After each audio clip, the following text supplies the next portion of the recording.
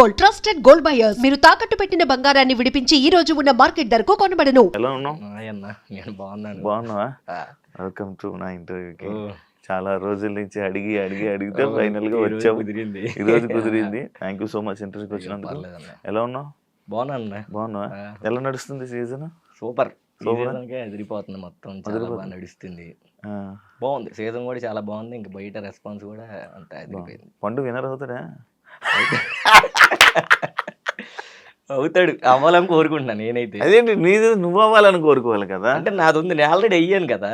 So choreographer గా అయిపోయావు. ఏమో మరి అన్నక ఎప్పటి నుంచో ట్రై చేస్తున్నాడు కాబట్టి ఉమ్. నేను కూడా ఒక ఆడియన్ లాగే అన్న కూడా అయితే బాగుండని కోరుకుంటున్నా. స్టార్టింగ్ ఎంజే అభి ఏంటి? ఎంజే ఏంటి? ఎంజే అంటే యాక్చువల్గా నేను మైకిల్ జాక్సన్ ఫ్యాన్ అనమాట చిన్నప్పటి నుంచి. ఓకే. సో చిన్నప్పుడు అది ఇన్స్టాగ్రామ్లో, ఫేస్బుక్లో ఎంజే ఎంజే అని పెట్టుకునేవాడిని. మా ఇంటి పేరు కూడా ఎమ్ కలిసేది. మా ఇంటి పేరు ఎమ్ అనమాట. సో అలా ఎంజే అని, అలా అబి ఎంజే అని, మైకిల్ జాక్సన్ ఫ్యాన్గా అబి ఎంజే. సో ఇంకా అది అలవాటు అయిపోయింది. పెద్ద అయిన తర్వాత కూడా బాగుంది కదా అని ఇంకా అట్లా ఎంజే అభి, ఎంజే అభి. అంతే, ఎంజే అబి. నువ్వు అంటే లైక్ మామూలుగా నేను ఇన్స్టాలో చూస్తున్నంతసేపు ఒక మంచి యాక్టివ్ పర్సన్. అది టీవీ షోల్లో వచ్చేసరికి సైలెంట్ గా అక్కడ కూర్చోవడం, లేకపోతే బయటకు వచ్చినప్పుడు సైలెంట్ గా ఉండడం, మాట్లాడేటప్పుడు ఎందుకు ఇంట్రో కొట్టాను ఏమన్నా? అబ్బా అలా ఏం లేదన్న, మంచి పాయింట్లు అడుగుతున్నా. అంటే ఇది చాలా మంది అడిగారు, బయట ఉన్నప్పుడు ఇంత ఇదిగా ఉంటావు ఎందుకు అక్కడ అని. ఏమో చిన్నప్పటి నుంచి మేము ఉన్నప్పుడు మా మాస్టర్ అంటే చిట్టన్న కానీ, సాయితేజ మాస్టర్ కానీ వాళ్ళు ఉన్నప్పుడు ఏంటంటే వాళ్ళు అలా భయంగా ఉండేవాళ్ళు అనమాట స్టేజ్ మీద. సో ఆ భయం అనేది మాకు ఇప్పటికి స్టిల్ అలా అలవాటు అయిపోయింది. స్టేజ్ అంటే ఒక అమ్మో ఇలా ఉండాలి మాట్లాడడానికి. ఇప్పుడు జడ్జెస్ ఏమైనా మాట్లాడినా తిరిగి టక్మని ఓ పని చేయాలనిపిస్తుంది. వాళ్ళే ఏమనుకోరు, కానీ అది లోపల ఉంటది కానీ బయటికి రాదు. ఒకళ్ళు నేను ఇలా వేసాను అనుకో, ఆహా వీడికి ఎంత బలిసిందా, ఆహా వీడికి ఎంత ఎక్కువైందా, వీడి ఎంత ఎక్కువ చేస్తా అలా అనుకుంటారని. బట్ వాళ్ళు అసలు అలా అనుకోరు. మాట్లాడచ్చు కదరా ఎందుకు అది ఇది అంటే ఏమో తెలియని ఒక భయం. ఆ చిన్నప్పటి నుంచి ఆ స్టేజ్ అంటే అదొక ఇదిగా. కానీ బట్ ఇప్పుడు కొంచెం అలవాటు అవుతుంది. అప్పుడప్పుడు కొంచెం మాట్లాడుతున్నా. పర్లా ఈ సీజన్ కొంచెం మాట్లాడుతున్నావు. కొంచెం మాట్లాడుతున్నా. అందరికి ఉన్న డౌట్ నిజంగా స్టేజ్ మీద చాలా ఇదిగా ఉంటారు కొంచెం అది ముందు నుంచి నాకు చిన్నప్పటి నుంచి ఆ స్టేజ్ అనేది అమ్మో మనం మాట్లాడకూడదు, థ్యాంక్ యూ సార్ అని చెప్పాలి, ఏమైనా మాట్లాడితే ఓకే సార్ అని చెప్పాలి, అంతే. ఏ మాటగా ఆ మాటగా నీ డ్రెస్సింగ్ స్టైల్ అంతా బాగుంటుంది. అబ్బా థ్యాంక్ యూ. ఫోటో షూట్లు కూడా ఫోటో షూట్స్ కూడా చాలా బాగుంటాయి. ఎక్కడ లేని స్టిల్స్ అంటే డాన్సర్ కాబట్టి మేబీ అంతే. పాటకి అడిగారు ఎవరైనా నిన్న? అబ్బా చాలా మంది అడిగారు కదా ఫోటో వాటిల్లో. అంటే బేసిక్ గా అంటే రీల్స్ కి బాగా లైక్స్ అవన్నీ వచ్చేస్తాయి అన్న. రీల్స్ కి కొన్ని బాగా రీచ్ అవ్వడం అలాగా. నాది పోస్ట్ కి చూస్తే ప్రతి పోస్ట్ 1 మిలియన్ వెళ్తుంది.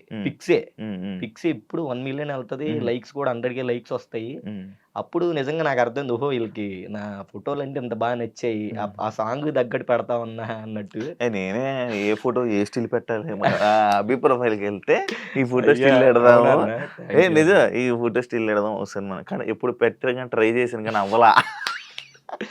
అవుతుంది అన్న, ఈసారి నేను దింపుతాను స్టిల్ పెట్టి. అలా ఏదో రోజైనా ఒక రోజు చేద్దాం అలాగే. నాకు రాలేదు. లేదు నేను ఉన్నాక నేను చేపిస్తాను ఖచ్చితంగా. అభి లైక్ మైకిల్ జాక్సన్ అంటే ఇష్టం. మరి డాన్స్ ఎక్కడ నేర్చుకున్నావు? ఎవరు నేర్పించారు నీకు? ఎలా వచ్చావు ఇలా ఎక్కడ? ఎలా అంటే ఇంకా చిన్నప్పటికి వెళ్ళాలి స్టోరీ. వెళ్ళు, నీ గురించి ఎవరు తెలియదు కాబట్టి చెప్పిన నిజం తెలియదు అన్న. అండ్ ఇంకోటి ఏంటంటే ఇది నాకు చాలా స్పెషల్ అనమాట. నువ్వు ఎన్నో ఇంటర్వ్యూలు చేసి ఉంటావు, నేను ఇప్పటి వరకు ఎప్పుడు కుదరలే అంటే చాలా సార్లు వచ్చాయి, అందరు అడిగారు కానీ ఎప్పుడు చేయలేదు. ఇంకా అన్నతో కుదిరింది. దానికి కూడా రీజన్ ఉంది. ఫస్ట్ అది చెప్పి ఆ తర్వాత నా గురించి చెప్తాను. ఇంతకు ముందు ఏంటంటే యాంకర్ శివ అన్న ఇంటర్వ్యూలు అంటే అసలు నాకు వెళ్ళబుద్ధి కాదు. అమ్మో ఇంటర్వ్యూలు అంటే ఎలా ఉంటే బాబు వెళ్ళొద్దని. బట్ ఆఫ్టర్ బిగ్ బాస్ అసలు మా అమ్మ మీకు చాలా మంచి ఫ్యాన్ అనమాట. నీ గురించి నేను తెగ చూసేవాడిని. మీ గురించి కానీ, బిందు మాధవి గారి గురించి కానీ అసలు బాగా చూసేవాళ్ళం. సో అప్పటి నుంచి ఆ తర్వాత ఇంకా మనం కలవడం, ఇంకా ఇంటర్వ్యూలు ఓకే ఇంక చేస్తే అన్నతోనే చేద్దాం అని ఇంకా ఇప్పటి నుంచో మనం అనుకొని ఇది నాకు చాలా స్పెషల్ ఇంటర్వ్యూ అనమాట. Thank you so much. Thank you అన్న, నాకు గుర్తుండిపోద్ది. సో నువ్వు అడిగిన క్వశ్చన్కి ఏంటంటే చిన్నప్పుడు నేను 5th క్లాస్లో మా అన్నయ్య, మేము ముగ్గురు అన్నదమ్ములు, మొత్తం ముగ్గురు అన్నదమ్ముల్లో మా అన్నయ్య ఏంటంటే ఒక పెద్ద ఆయన డాన్స్ వేసేవాడు. వాడికి బాగా డాన్స్ వచ్చు అనమాట. సో వాడి స్కూల్ యానివర్సరీ అప్పుడు యాన్యువల్ డేకి ఒక సాంగ్ డాన్స్ చేస్తున్నాడు. డాన్స్ చేసినప్పుడు ఏమైందంటే అన్న కొంచెం టెన్షన్ వస్తుంది, పర్లేదు చెప్పు ఏం కాదు, ఫ్రీగా చెప్పు. ఏం చెప్పు, ఫ్రీగా లెంత్ ఎక్కువ చెప్తున్నాడు అలాగే. లేదు, హ్యాపీగా చెప్పు. ఇంకా చాలా లెంత్లు ఉన్నాయి, 3 గంటల ఇంటర్వ్యూలు కూడా ఉన్నాయి. నువ్వు అసలు అలా లెంత్ లేదు చెప్పు, నువ్వు చెప్పు, నేను హ్యాపీగా వింటా. ఓకే, నీ స్టోరీ కాబట్టి, ఫస్ట్ టైం కాబట్టి చెప్పు. సో అట్లాగా అన్నయ్యకి యాన్యువల్ డే జరుగుతున్నప్పుడు అన్నయ్య డాన్స్ పర్ఫామ్ చేస్తున్నాడు. అప్పుడు వాడు అసలు జనాలందరూ ఫుల్ ఈలలో విజిల్స్ కొడితే కొట్టాలి సాంగ్ వేసాడు అనమాట. జనాలందరూ ఫుల్గా ఈలలో విజిల్స్. మా నాన్న అయితే వాడికి పక్కకి పిలిచి అప్పుడు 90 రూపీస్ ఇచ్చాడు వాడికి, ఆ డాన్స్ నచ్చి. అప్పట్లో 10 రూపాయలు ఇవ్వడమే అసలు ఎక్కువ. అలాంటిది అడిగి 90 రూపీస్ ఇచ్చాడంటే, అమ్మ వీడికి ఇలా ఇచ్చాడనంటే ఓకే మనం డాన్స్ వేయాలి, డాన్స్ నేర్చుకోవాలి అని చెప్పేసి అప్పుడు స్కూల్లో లంచ్ టైంలో వాటిలో గ్యాప్ ఉన్నప్పుడు ప్రాక్టీస్ చేస్తూ ఉండేవాడు అనమాట. చిన్న చిన్న ఫ్లిప్పులు ఆ టీవీలు చూసి, మా సిటీ ఛానల్లో సాంగ్లు వస్తూనే ఉండే, మైలోజ్ గానని మన చిరంజీవి గారి సాంగ్, శంకరదాద సాంగ్లు ఎన్ని వస్తుండే, అన్ని చేస్తూ ఉండేవాడిని. సో అట్లా డాన్స్ నేర్చుకున్నప్పుడు మేము ఉన్న చోట వాంబే కాలనీ అని ఒక ఏరియా ఉండేది. ఆ వాంబే కాలనీ ఏరియాలో పలానా డాన్స్ మాస్టర్ అని చెప్పేసి ఒకళ్ళు ఉన్నారు, వాళ్ళ దగ్గర వాళ్ళు డాన్స్ నేర్పిస్తారంట, అది ఇది అని చెప్పేసి చెప్పారు ఒకడు ఫ్రెండ్. విజయవాడలోనే అలా జరిగింది. సో మేమందరం ఒక గ్రూప్, ఒక 5గురు అన్న ఫ్రెండ్స్ చిన్నప్పటి నుంచి. నా ఫ్రెండ్స్ ఎవరంటే చిన్ని, కరుణ్, రాజేంద్ర, లక్ష్మణ్, నేను. ఇప్పటికీ మేము 5గురు అలాగే ఉన్నాం. సో మేము 5గురం డాన్స్ నేర్చుకున్నాం. నేను వేస్తే వీడు అలా మేము 5గురం స్కూల్లో అయితే డాన్స్ స్టార్ట్ చేస్తాం. చెయ్యంగానే అరే ఇలా కాదు, అట్లా కాంపిటీషన్ స్టార్ట్ అవుతుంది, అక్కడికి వెళ్ళి డాన్స్ చేద్దాం అని చెప్పేసి అందరూ అనుకున్నప్పుడు అప్పుడు మన చిట్టి మాస్టర్ దగ్గరికి వెళ్ళాం. వెళ్ళంగానే ఏం డాన్స్ అన్నాడు, వేసాం అందరం. వేసిన తర్వాత ఓకే బాగుంది, అంతా చేయండి, మంచిగా డాన్స్ చేయండి అన్నాడు. ఇంకా డాన్స్ నేర్చుకున్నాము. ఇంకా మాకేంటంటే చిట్టన్న ఆ బావిలోకి వెళ్ళి దూకేండి రా అన్నా కూడా దూకేస్తాం. అంత పిచ్చి, అంటే మా ఫస్ట్ గురువు ఆయన. అంత పిచ్చి, అలాంటి ఒక డాన్సరు ఆయన ఒక డాన్స్ నేర్పిస్తున్నాడు మాకు అని అప్పుడే మాకు ఇలా ఉంటదా, మా మాస్టర్ మించిన దూపు డాన్సర్ ఎవ్వరు లేరు అని మాకు విజయవాడలో ఇంకా మేము ఫిక్స్ అయిపోయాం అనమాట. ఇప్పుడు ఉన్నారు ఇంకా చాలా మంది. అంటే అలా లేదు, అది చెప్తా. తర్వాత మేము వచ్చిన తర్వాత నేర్చుకున్నాము. ఒక కాంపిటీషన్ అక్కడ తుమ్మలపల్లి కళాక్షేత్రంలో అనేది కాంపిటీషన్ జరుగుతూ ఉంటాయి. ఎప్పుడు ఎవరో ఒకళ్ళు ఒక కాంపిటీషన్ పెడతారు, ఫస్ట్ ప్రైజ్, సెకండ్ ప్రైజ్ అని చెప్పేసి. దాంట్లో నేనే అప్పుడే లీడ్ గా ఒక సాంగ్ చేశాను అనమాట. లీడ్ గా సాంగ్ చేశాను, పర్ఫామ్ చేసాం, అంతా బాగానే ఉంది, ఫస్ట్ ప్రైజ్ కొట్టాం, బాగుంది. సో ఇంట్లో మా అమ్మకి ఏంటంటే డాన్స్ అనేది అసలు ఇష్టం ఉండదు. ఇష్టం ఉండేపాటికి ఒక రోజు ఏమైందనంటే, ఒక అనకాపల్లి అనే దగ్గర షో వచ్చింది. ఈవెంట్స్ అవుతుంటా, ఈవెంట్ కాదు, కాంపిటీషన్ అనమాట, డాన్స్ కాంపిటీషన్ వచ్చింది. నేను అప్పుడు 7th క్లాస్ 6th క్లాస్ చదువుతున్నా. అరే ఇలాగ వచ్చిందిరా, రావాలరా అని చెప్పేసి చిట్టన్న పిలిచాడు. మేము రాజన్న అంటాం, యాక్చువల్లీ చిట్టన్న కాదు, మాకు ముందు నుంచి రాజన్న అని తెలుసు ఆయన. రాజన్న, ఆయన పేరు చిట్టి రాజు, మేము రాజన్న అని పిలుస్తాం. సో డీకి వచ్చిందంటే చిట్టి అన్న అయింది. సో ఆ రాజన్న అన్న ఓకే అన్న నేను వచ్చేస్తానని చెప్పేసి ఇంట్లో చెప్తుంటే, ఇంట్లో పంపించట్లే, చదువుపోతుంది. అమ్మకేమో వద్దు, వాళ్ళు ఏదో చేసేస్తారు, కిడ్నాప్లు చేస్తారు, అది ఇది అని అమ్మకి అలా. సో నేనేంటి ఇంకా లేదు అని చెప్పేసి ఒకరోజు వీళ్ళు పడుకుంటే రాత్రి జంపు ఇంట్లో నుంచి వెళ్ళిపోవా. ఇంట్లో నుంచి వెళ్ళిపోయాను. మా అమ్మ ఏమంటే ఇంకా అమ్మటే చిట్టన్న ఫోన్ చేసింది. చిట్టన్న ఫోన్ చేసి, నువ్వు నా కొడుకుని తీసుకురాకపోతే అర్జెంట్ నీ మీద పోలీస్ కేసు పెట్టేస్తాను, ఎక్కడున్నా రావాలి. మా అమ్మ ఫుల్ రఫ్ అండ్ టఫ్ అనమాట. ఎక్కడున్నా రావాలి అనగానే మా అన్న చిట్టన్న అడ్రస్ చెప్పాడు. మా అమ్మ వచ్చింది, నాకు రోడ్డు మీద జుట్టు పట్టుకుని లాక్కెళ్ళేది, జుట్టు పట్టుకొని లాక్కెళ్ళి ఏంట్రా ఇది ఇది అని చిట్టన్నని ఫుల్ తిట్టేసి, నా పిల్లలు నువ్వే చేస్తున్నావు, చెడగొట్టేస్తున్నావు, అది కేసు పెట్టేస్తాను, అది ఇది అని చెప్పేసి. సో అట్లా తీసుకెళ్ళిపోయింది. నేను ఫుల్ ఏడుపు, ఈ మామూలు ఏడుపు కాదు. నాకేంటంటే ఇంట్లో మా అమ్మమ్మ అన్న, మెయిన్ మా అమ్మమ్మ గవర్నమెంట్ ఎంప్లాయ్ ఆవిడ. మా అమ్మమ్మ లేనిదే నేను లేను. నా లైఫ్లో మా అమ్మమ్మే మెయిన్ ఫస్ట్. ఈ అభిగాడు ఈ రోజు నీతో కూర్చొని ఇలా ఇంటర్వ్యూ చేస్తున్నాడు, ఇలా మాస్టర్ అయ్యాడు అని అంటే అమ్మమ్మ, దానికి అమ్మమ్మే కారణం, ఇంకెవ్వరు కాదు. ఫస్ట్ నన్ను నమ్మిన ఆమె ఎవరంటే ఆమె ఒక్కతే. సో అంటే నాకు ప్రాణం అనమాట. ఇప్పటికి స్టిల్ ఆవిడంటే నాకు చాలా ఇష్టం. మొన్న డీ స్టేజ్ మీద కూడా లాస్ట్ జానులగిరి సీజన్ చేసినప్పుడు కూడా తెచ్చేంత అమ్మమ్మని. సో అట్లా అమ్మమ్మ ఒక్కటే సపోర్టు. సో ఏదున్నా నన్ను ఏమని చేసినా మా అమ్మమ్మకి చెప్పేవాడిని, అమ్మమ్మ ఇలా చేస్తుంది అమ్మ అని. వాళ్ళిద్దరు గొడవలే, నేను కాము కూర్చొని చూస్తూ ఉండేవాడిని అనమాట. సో అట్లా నన్ను తీసుకెళ్ళి ఆపేసింది. తర్వాత నిదానంగా ఏంటంటే అమ్మకి హెల్త్ పాడైపోయింది అనమాట.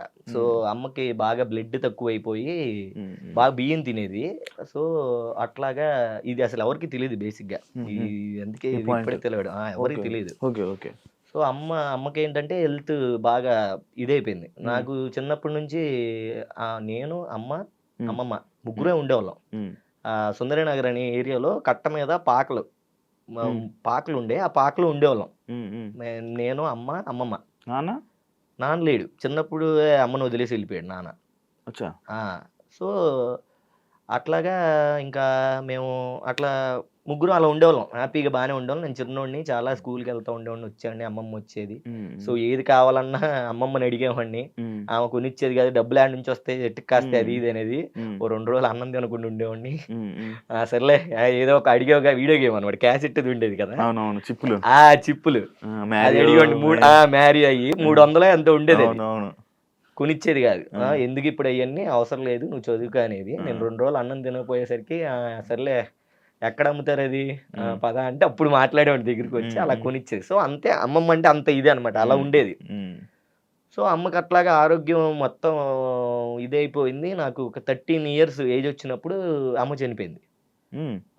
అమ్మ చనిపోయినప్పుడు అసలు నాకేం అర్థం కాలేదు, అసలు ఎలా రియాక్ట్ అవ్వాలి, ఏంటి అలా ఏంటి అసలు అని ఏం అర్థం కాల నాకు.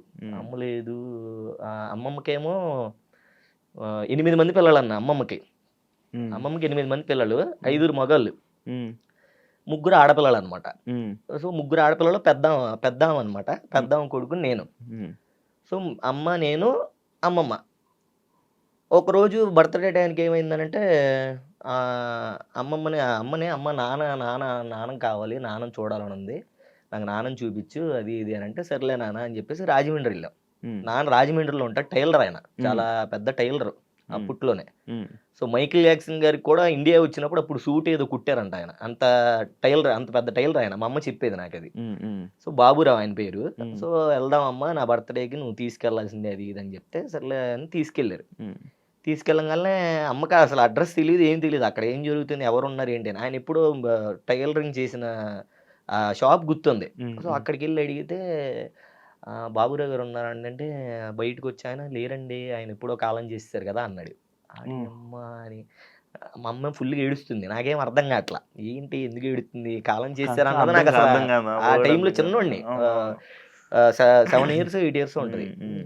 ఏంట్రా అని తెలియదు అబ్బా అనుకొని, సర్లే ఇంకా అమ్మ నన్ను ఏదో అది ఇదిగా చెప్పి లేళ్ళే నాన్నటి వెళ్ళాడు ఇది అని. తర్వాత అర్థమైంది, ఓకే ఇలా జరిగిందని. సర్లే అనుకున్నాను. తర్వాత నిదానంగా కొంచెం ఇది వెళ్ళంగానే లైఫ్లో చిన్నప్పటి నుంచి చాలా అంత బాగానే ఉంది, కానీ కష్టాలన్నా చాలా చాలా స్ట్రగుల్ అయ్యేవాడిని. ఇంట్లో హ్యాపీగా ఉండేవాళ్ళం కాదు, చాలా ఏదో తెలియని ఇది అట్లా ఉండేది. సో ఉన్నంతకాలం ఏంటంటే అమ్మమ్మతోనే హ్యాపీగా ఉండేవాళ్ళం.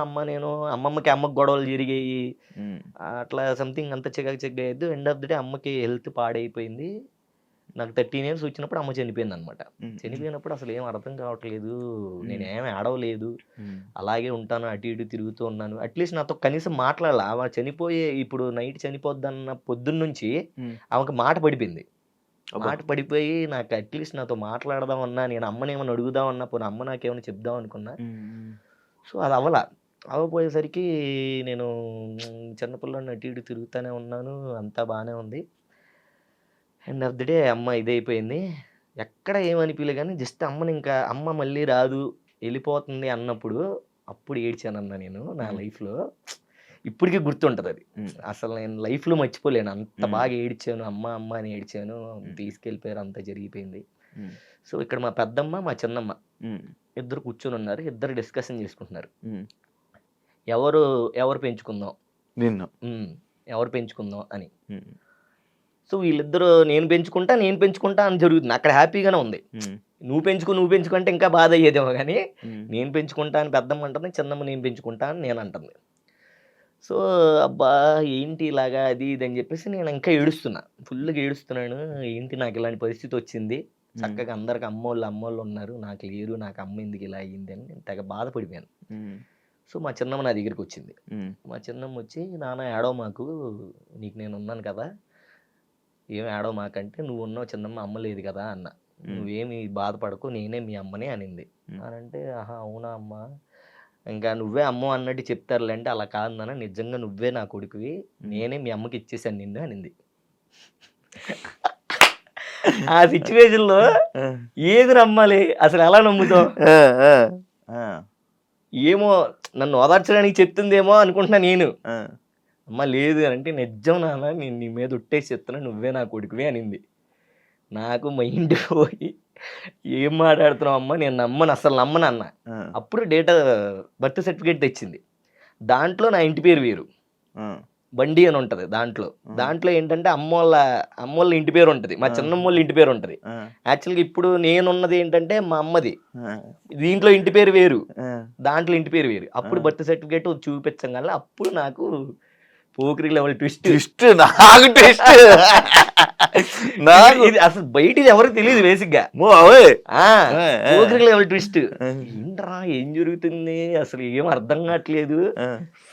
ఇది నిజమేనా అంటే నిజం నాన్న, చిన్నప్పుడు అమ్మకి ఇలాగ పిల్లలు లేకపోతే, మా అక్కకి పిల్లలు లేకపోతే, నాకు నిన్ను పెంచుకునే ఇది లేక, మా అక్క బాధ చూడలేక నేను నిన్ను మా అక్కకి ఇచ్చేసాను, నువ్వు నా కొడుకువే నాన్న అనగానే నాకు ఇంకా ఫ్యూజులు అవుట్. ఏం మాట్లాడాలో ఏం చేయాలో అర్థం కాలే. ఇప్పటికి స్టిల్ అమ్మని, ఇప్పుడు సొంత అమ్మ ఉంది, చిన్నమ్మ అని పిలుస్తా. అమ్మ పెద్దమ్మ అవుతుంది నాకు, కానీ ఆమెనే మనస్ఫూర్తిగా అమ్మ అని పిలిచా. అమ్మ ఉన్నా అమ్మని పిలవలేదు, కరెక్ట్గా ఉన్నామనేమో అమ్మ అని పిలవట్లేదు. ఇప్పటికి స్టిల్ నేను చిన్నమ్మనే పిలుస్తా, అలా అలవాటు అయిపోయింది. చిన్నమ్మ అని ఇప్పుడు అమ్మ అని పిలిస్తే అది మనస్ఫూర్తిగా రాదు, అమ్మ అని అంటే ఆవిడకే వస్తుంది. అమ్మ అంటాను, మా అంటాను, ఆ పదం అంతా ఆవిడతోనే వెళ్ళిపోయింది. ఇప్పుడున్న ఆవిడ అంటే చిన్నమ్మ అన్నదే నాకు చాలా హార్ట్ఫుల్గా వస్తుంది. మా అంటే ఏదో ఓకే, ఏదో సడన్ గా ఇప్పుడు అమ్మ అన్నట్టు తెలుసు కదా, మీ సొంతమ్మని తెలుసు, కానీ ఏమో రావట్లే. ఇప్పటికి స్టిల్ ఫోన్ లో కూడా చిన్నమ్మనే ఉంటది. అది ఇంకా ఆవిడ ఫిక్స్ అయిపోయింది. అదే నా చెత్త చూడు, ఇప్పుడు నువ్వు ఉన్నావు అన్న, మీ మమ్మీ ఉన్నారు, సడన్ గా మీ మమ్మీ వాళ్ళ చెల్లు అక్క నేనే అమ్మ నాన్న నీకు అని అన్నావు అనుకో, వాళ్ళు అన్నారు అనుకో, నీకు ఎలా అనిపిస్తుంది? పక్కన రాదు అమ్మా అని రాదు, వస్తుంది కానీ అమ్మ అని పిలుస్తాం, బట్ మనస్ఫూర్తిగా రాదు. నాకు చిన్నమ్మ అనేది నాకు చాలా హార్ట్ఫుల్ గా వస్తుంది. అంటే చిన్నమ్మ అనేది చాలా ఎక్కువ. ఇప్పుడు ఆవిడే మెయిన్ నాకు, అంటే మా అమ్మే ఆవిడే మెయిన్ అంటే ఇంకా అమ్మే.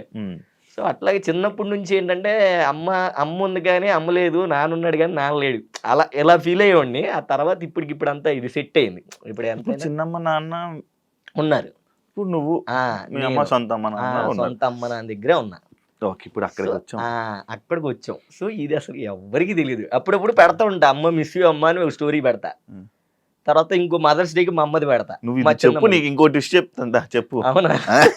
ఓకే అమ్మ, అట్లా చెప్తా. సో ఇన్నుంటాయి అనమాట. ఎవరికి అర్థం కాదు, ఏంటన్నా మిస్ అమ్మ చనిపోయింది అంటావు, మళ్ళీ అమ్మ ఉంది అంటావు, ఏంటన్నా అని. ఇంక అందరికి ఎక్స్ప్లెయిన్ చేయలేం కదా, ఇది మ్యాటర్.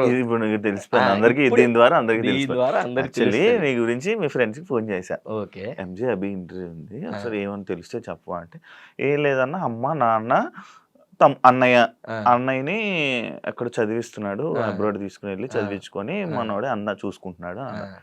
అవునా అన్నాను. దాని తర్వాత నువ్వు ఇంటర్వ్యూకి వచ్చావు, ఇంటర్వ్యూకి రాగానే బియ్యం ఇలా తినేసి మా అమ్మాయికి హెల్త్ బాగాలేదు, ఇలా చనిపోయింది అన్నావు. మళ్ళీ అక్కడి నుంచి నాన్న దగ్గరికి వెళ్ళి నాన్న చనిపోయి అన్నాక నాకు మైండ్ ఇదేంటి, నాన్న అమ్మ ఉన్నారని చెప్తాడు, అన్నీ ఉన్నాడని చెప్తాడు, మనవాడేంటి ఇలా చెప్తున్నాడు, నాకు లోపల అర్థం కావట్లేదు నీకు. ఇదేంటి అంటే నాకు మీ వాళ్ళు చెప్తుందంట, నువ్వు వేరే డిఫరెంట్ చెప్తున్నావు. అవును డిఫరెంట్ చెప్తున్నాను. అదే వాళ్ళకి మారిపోయింది, వాళ్ళకి కూడా తెలుసు తెలియదని ఇప్పుడు నాకు అర్థమైంది. తెలుసు వాళ్ళకి కొంతమంది తెలుసు, కొంతమంది తెలియదు. అయితే ఫ్యూజ్లు ఎగిరిపోతున్నాయి అనమాట, టపా టపా టపా టపా లోపల. లాస్ట్ కి అన్ను కూడా ట్విస్ట్ తగిలిపోయింది నాకు. అట్లాగా ఇది ఎవరికి తెలియదు అన్న, బేసిక్ గా ఇప్పుడు ఎవరితో షేర్ చేసుకోలేదు. అందుకే నేను చెప్పాయి ఇవన్నీ స్పెషల్ ఇంటర్వ్యూ.